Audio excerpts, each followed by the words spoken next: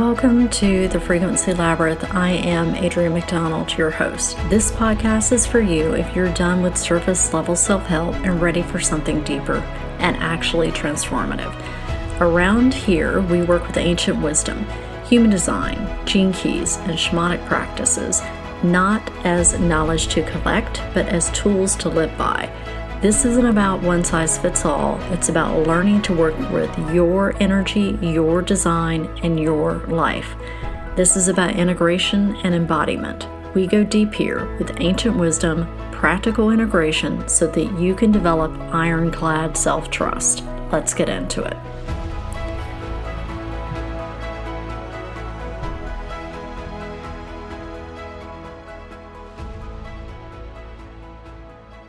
Hello, beautiful humans, and welcome back, or welcome if it's your first time. Grab a cozy beverage and let's get into it. Today's episode is a little unusual because I'm actually recording it the day it drops, coming off of the full moon in Capricorn. Nothing drags me like the full moon in Capricorn every year because I'm a Cancer rising and it's on the opposite side of the wheel. So, how you doing? But here's what we're looking at today. We're looking at the current human design sun gate, which is gate 53, and we're going to be looking at the new 7-year cycle of Uranus and Gemini and actually how to work with this energy instead of getting steamrolled by it. And I'll break that down and give you something to think about and how to work with it for over the next cycle. So, Uranus just entered Gemini, kicking off a 7-year collective disruption cycle because it is an outer planet. And when we have the outer planets shift signs, they affect the collective. They affect us personally, but you can more see them in the collective. And Uranus is about, and whether you say Uranus, I tend to go back and forth. I have no idea why. You do you. Uranus is a disruptive planet. It brings the shock of sudden change. It will, in Gemini, it's probably going to affect more like technology, the way we communicate, the way we educate. All of that is going to change significantly over the next 7 years. In human design, right now we're in the gate of 53, which is the gate of development. So we're asking, like, it's a little bit of like the spark of beginnings. So today we're sort of asking, like, what does it mean to let the spark move through you or move you rather than chase it? And what happens when you stop outsourcing like your authority and power to noise and start living from resonance? Because if you're on my newsletter, you know that one of the themes I feel like is in July is all about what are you in resonance with and what are you not in resonance with. So gate 53 is often misunderstood because some people call it the gate of beginnings and think it's all about launching things. And it does sort of have that vibe of I want to start something. I want to light the match. But this gate really isn't about impulsive initiation.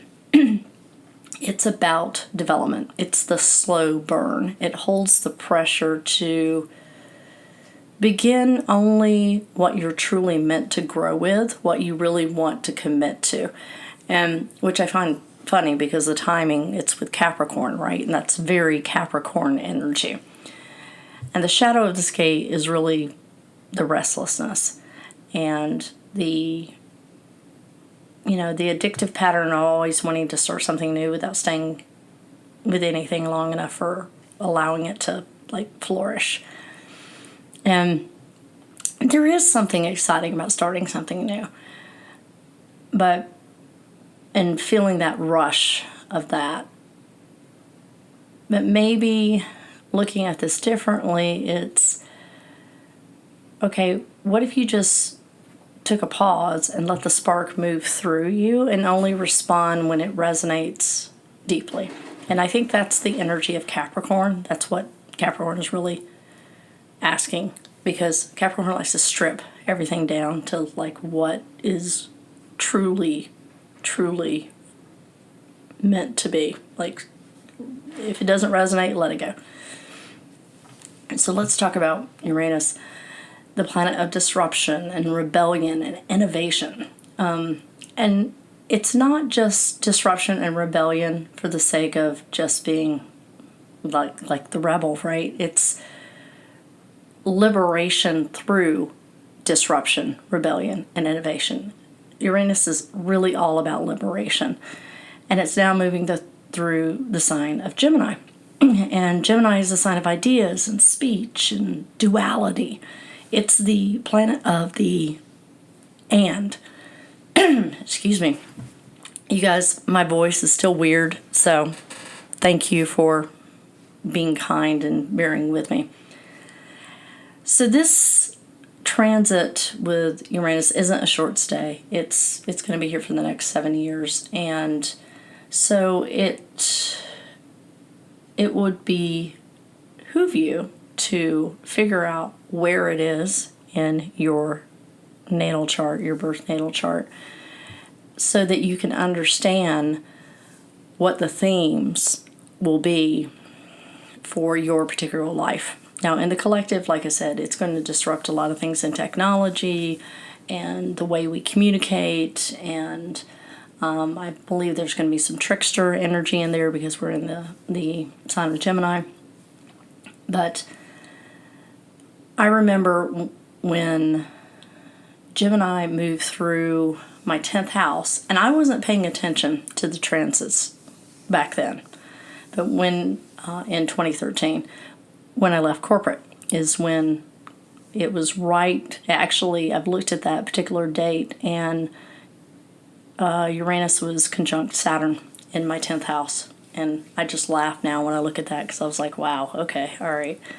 You know, I walked away from everything I was told was a success, and I started down a whole new path when that happened.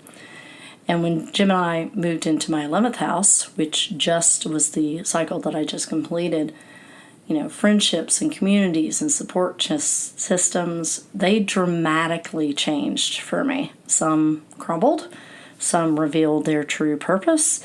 It was a full reshaping of the groups I thought I belonged to and who I really was.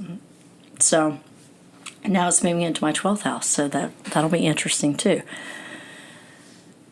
Now, with Uranus moving, or has moved into Gemini, the collective evolution speeds up. Like, what are you saying just to be heard? What voices are you giving energy to? And where are you still letting external authority override your inner truth? This is when human design can really help you, because it is the blueprint of your authority. And as long as you stick to that, you're ahead of the game of most of the collective. Because this whole next chapter isn't just about having something to say, it's about learning to speak from resonance, not reaction. It's about learning to make decisions from resonance, not reaction. Now, I'm going to tell you where this energy is going to be playing out in your own life if you know your rising sign. Now, if you don't know your rising sign, you can go to astro.com and run your chart, pick whole sign houses, and that will tell you your rising sign. Because when we read horoscopes, the next 7 years for you is how are you expressing your truth without defaulting to noise. So for Taurus risings, this is going to be in your second house. And the second house is money, values, self-worth, personal resources. And what's shifting for you is maybe income streams, what you value, how you define security, unexpected financial opportunities, or identity level reckonings around what you value. And a prompt for you is, where are you anchoring your worth and what no longer feels true. Now, Gemini risings, this is in your first house. The themes are identity, body, personal expression, direction in life. And what's shifting is, this is like a full identity reboot. This is a reinvention from the ground up. How you're seen, how you speak, how you carry your energy. So, like a prompt for you is, who are you becoming now that old definitions no longer apply? This is like the reinvention cycle. Cancer risings. Hello, fellow Cancer risings. This is in our 12th house, which is all about subconscious patterns, spiritual awakenings, solitude, mental health. This is like disruptive shadow work. And I was like, yay, I think. But what's shifting is a deep unraveling of internal patterns. So the stuff that you've been trying to get past, like maybe some stuff that you've been working on for years and years and years, this is the time frame that it will probably shake loose. It could be a time of spiritual downloads or confronting hidden fears. So a prompt is, what truth is rising in the silence, and are you listening? So I think that for Cancer risings, if you've been avoiding shadow work, this could be a very difficult time for you. But if you've been embracing it, then some real epiphanies can come through. Leo risings. Themes of community, friendships, collective purpose. Your social circles, networks are going to be shifted. How you relate to the collective is going to be shifting. You know, could bring some radical new connections or a complete reshaping of your audience if you're a business owner. As someone that has just completed the cycle, I can confirm. So a prompt is, where are you seeking belonging versus resonance? Like where are you trying to fit in and you don't fit in? Or maybe if you look at your human design chart, if you look at your birth astrological chart, you may find that you're just one of those people that even when you're in an environment with a collective, you're still kind of on the outside too. And that's okay, because some of us are wired that way. Next up is Virgo rising. This is the 10th house. This is career, public image, leadership, long-term purpose. And what's shifting is how you show up in the world. Like, this can bring a complete reinvention of your career path or public role. That certainly happened for me when this was in my 10th house. So what are you building that actually reflects your truth?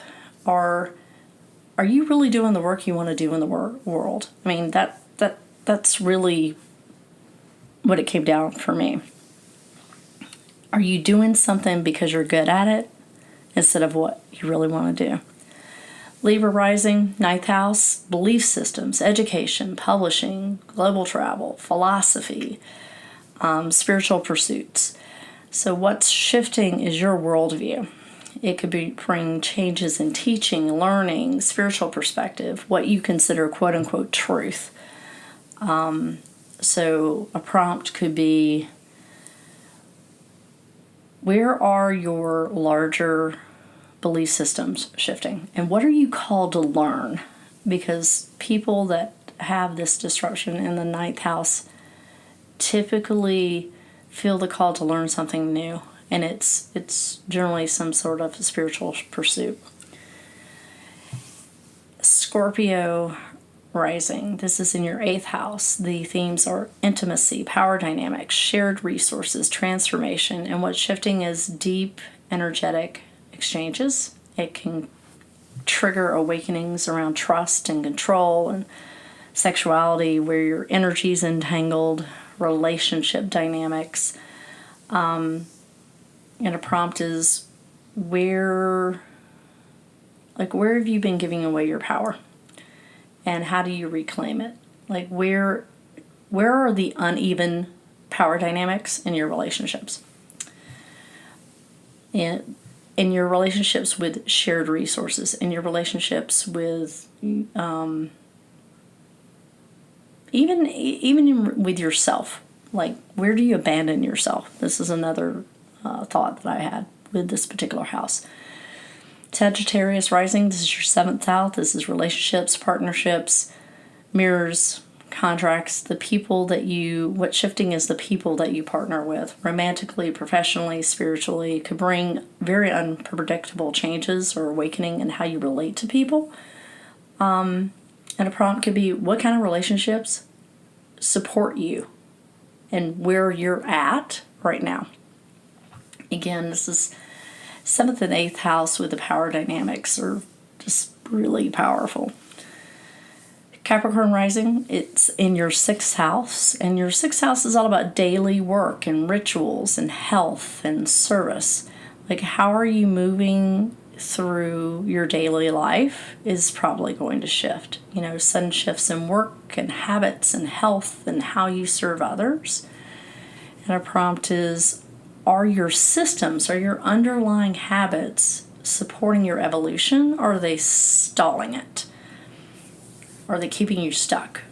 Because some of those systems are going to have to change over the next 7 years. Aquarius rising is in the 5th house, and the themes are creativity and pleasure and romance and self-expression. And what's shifting is your access to joy and love and creative freedom. This could bring new relationships, fertility themes. And that doesn't necessarily mean children. It could be like you want to put new work out into the world. And it could be changes in how you play or express yourself. You may pick up a new creative pursuit. And the prompt is, what kind of creativity lights your fire? And you don't care if you make money for it or not, right? This is all about just expression. And then Pisces is in the 4th house. My Pisces friends, the themes are home and family and foundations and ancestry. And what's shifting is, I feel like this is like root level changes. Some people relocate. There's family revelations. There's some inner child healing opportunities. You may even redefine what home really means to you.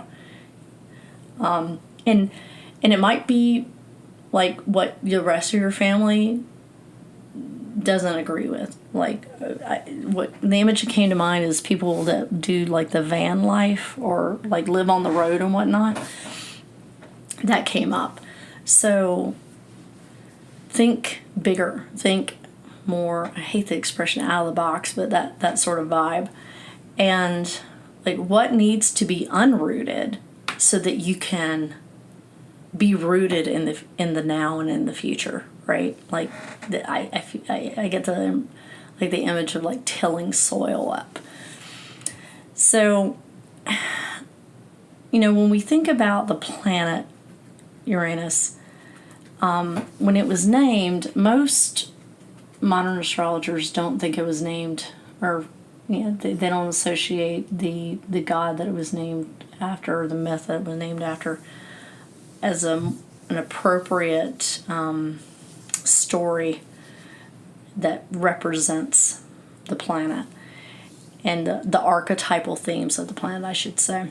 And most people think that what really fits the archetypal themes of Uranus is the myth of Prometheus. And the myth of Prometheus was the titan that stole fire from the gods and gave it to humanity. But this wasn't just fire for cooking. This was the fire for consciousness. It was that divine spark. It was that illumination. It was agency. And, when we look at this myth and how it plays out Prometheus didn't just hand us, when I say us, I mean, collective humanity, warmth. He handed us our power. And with that came consequence for him, because he was bound, he was punished, he was exiled.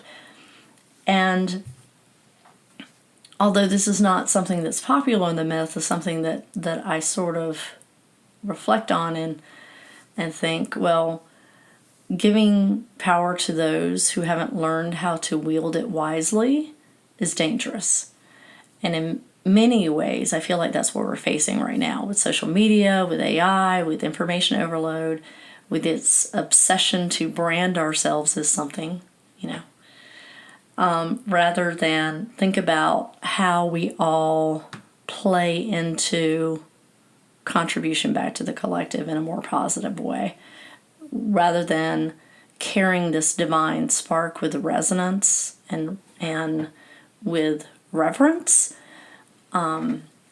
We don't need to steal fire anymore. We need to honor it and remember that the fire of the gods already lives inside of us, and ask ourselves, okay, am I carrying this power wisely? Or am I just trying to be impressive on Instagram? Right? It's a lot, it harks back to the comments that I've made about the vision boards. Vision boards are great. If you like them, build them out. But so many of them are just material things on a piece of poster board, and there's no give back to the collective. And I really feel like with Pluto being in Aquarius and with Uranus and Gemini, there is this underlying opportunity to look at power dynamics. Like this Uranus and Gemini moment. Notice how I'm going back and forth. Uranus, Uranus. I don't know why I can't stick to one. It's going to shake up the foundations of what we look at now as power. Like the old systems, academic, political, spiritual, all of them are going through this, what are we right now? What's going on here? So so is this false individualism of performative bullshit.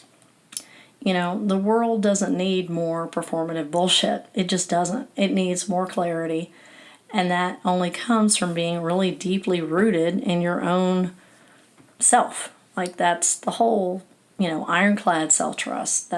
Because when people are rooted within themselves, we make better decisions. We work together. We can feel and see the interconnectedness of everything. And for me, the warning of all this, if there is a warning, is, and because I've been asked, with all the chaos going on, how do you stay grounded? And for me, it comes down to something very, very, very simple. Spiritual law over man's law every day. And I've built out I feel like a strong spiritual team, and I think that helps me significantly. That's why I practice shamanism. Because we're entering this time where intuition and discernment and spiritual maturity are not nice to have. They're critical skills. And the way to navigate this upheaval and still remain, true to ourselves and not, go through performance or reaction and stay in resonance is to have that. And if you're listening to this podcast, you probably think so too and are looking for good ways to do that. And I think that, human design is a great one to have in your toolkit.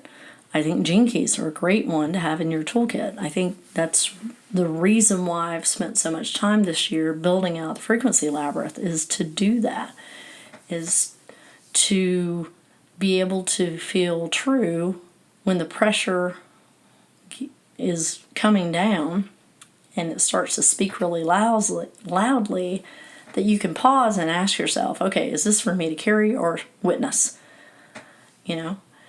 And it's just building out that toolkit. So, as we close this episode, I want to leave you with the question of, as we're still moving in this development gate, but I think, we carry the energy of development and growth all the time. But you're probably feeling that pressure a little bit more, especially over the next couple of days until this gate transitions out. Like, what spark is asking to move through you right now? And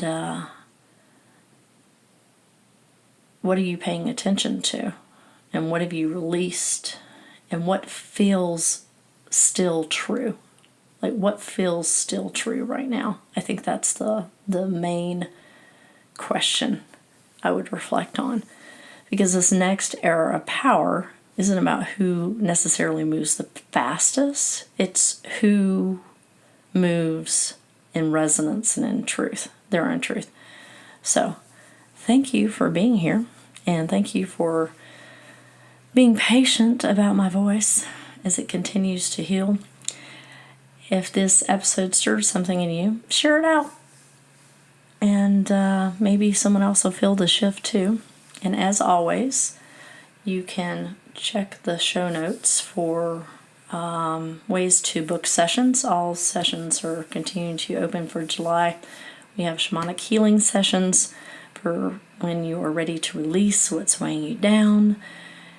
We have Kairos sessions where those are short and sharp intuitive insights if you're at a crossroads and need some help with that. And then human design readings when you want to go deeper into your own design chart. And those happen to be $50 off this month as I celebrate my 12th year out of corporate. So, and you don't need a coupon or anything. You can just go to the link and the price will reflect the incentive. So, thank you for being with me today. Remember to find beauty every day and seek the magic in the mundane. Thanks for tuning in today. As always, take what resonates, leave the rest. Let whatever landed move through you in whatever way it needs to or wants to. And also, if you want to explore more, you'll find more information in the show notes. If this episode stirred something in you, please share it out or leave a quick review. It helps so much and I really appreciate it. And remember, this work is about integration and it always starts with self-trust.